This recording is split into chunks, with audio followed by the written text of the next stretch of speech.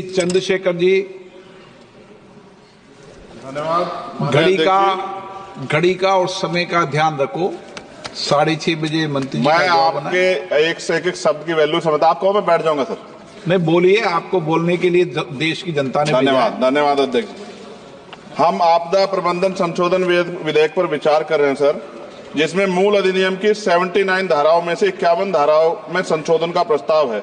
हालांकि ये संशोधन आवश्यक हो सकते हैं, परंतु यह तरीके कुछ जटिल हो सकते हैं, खासकर नए सदस्यगण मेरे जैसे के लिए, जिन्हें मूल अधिनियम और संशोधन विधेयक दोनों का अध्ययन करना पड़ता है। इस विधेयक की समझ में कठिनाई हो सकती है और विधायी प्रक्रिया में जटिलता आ सकती है। इस संदर्भ मेरा सुझाव है कि यदि संशोधन विधेयक के माध्यम से मूल अधिनियम को ही प्रतिस्थापित करके एक नया विधेयक प्रस्तुत करे, तो यह न केवल विधेयक को अधिक स्पष्ट और समझने में आसान बनाएगा, बल्कि लेजिस्लेटिव ड्राफ्टिंग प्रक्रिया को भी सरल कर देगा।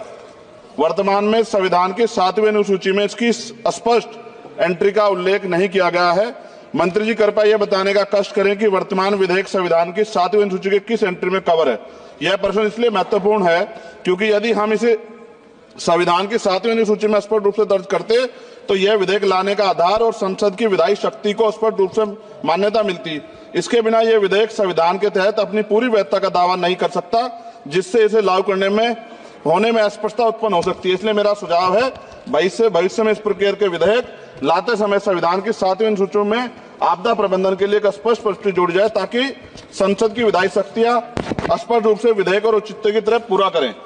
मेरा प्रश्न केंद्र सरकार द्वारा राज्य को आपदा के समय धनराशि और अन्य सहायता प्रदान करने की तरीके से संबंधित है।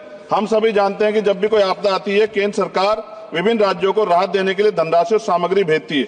हालांकि यह देखा गया कभी कभी सरकारें अपनी पार्टी शासित राज्यों में को प्राथमिकता दे, जबकि विपक्षी दल द्वारा शासित राज्यों को धनराशि कम, विलंब और भेदभाव पूर्ण तरीके से दी जाती है। इस भेदभाव का कारण राजनीतिक विवाद और आरोप प्रत्यारोप उत्पन्न होते हैं। विशेषकर जब आपदा की स्थिति गंभीर होती है तो ये भेदभाव और देरी राज्यों के लिए अधिक संकटपूर्ण हो सकता है। इसलिए मेरा सुझाव है इस विधेयक में एक स्पष्ट प्रावधान होना चाहिए, जिसमें यह सुनिश्चित किया जाए कि सभी राज्यों को आपदा के सहायता समान रूप से समान मानकों के आधार पर दी जाएगी। यदि प्रारंभिक सहायता प्रदान की जाती है तो यह सभी राज्यों के लिए समान और किसी भी राज्य में भेदभाव का शिकार उसको ना होना पड़े। साथ साथ विधेयक में यह प्रावधान है कि आपदा डाटाबेस के साथ अगर आर्टिफिशियल इंटेलिजेंस, रिमोट सेंसिंग और डाटा एनालिटिक्स जैसी टेक्नोलॉजी का इस्तेमाल कर डाटाबेस की उपयुक्तता बढ़ा सकते हैं। इस प्रावधान भी विधेयक के हों। एनडीएमए में जो आपने स्पेशलिस्ट स्टाफ रखेंगे, क्या नियुक्ति में SC, ST और OBC को आरक्षण का प्रावधान दिया जाएगा? क्या ये बल सिर्फ मैन पावर होंगे या आवश्यक राहत सामग्रियों उपकरणों से भी लैस होंगे? इन बलों को वित्तीय संसाधन भी देने होंगे जिससे प्रभावी ढंग से कार्य कर सकें। आपदा प्रबंधन नीति डिजाइनिंग में पूर्व चेतावनी प्रणालियों के उन्नयन को शामिल करके पूर्व चेतावनी प्रणालियों को प्राथमिकता दी जाए। आपदा प्रक्रिया कोष में ऐसे प्रावधान होने चाहिए कि आपदा होने के 24 घंटे में ही प्रभावित राज्य जिला प्रशासन को एक निश्चित प्रारंभिक राशि जारी हो सके।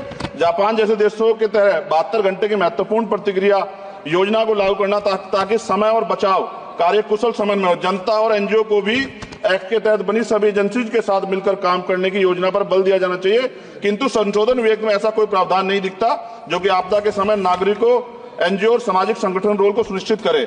आपदा राहत को नागरिकों के लीगल राइट बनाने पर जोर देना चाहिए। और अध्यक्ष जी, सबसे महत्वपूर्ण ये है, आपदाओं में अपने परिजनों और संपत्ति को खोने वाले व्यक्तियों के मानसिक स्वास्थ्य को सहायता प्रदान करने के लिए मनोवैज्ञानिक पुनर्वास कार्यक्रम को आपदा प्रबंधन नीतियों में एकीकृत करने की आवश्यकता है।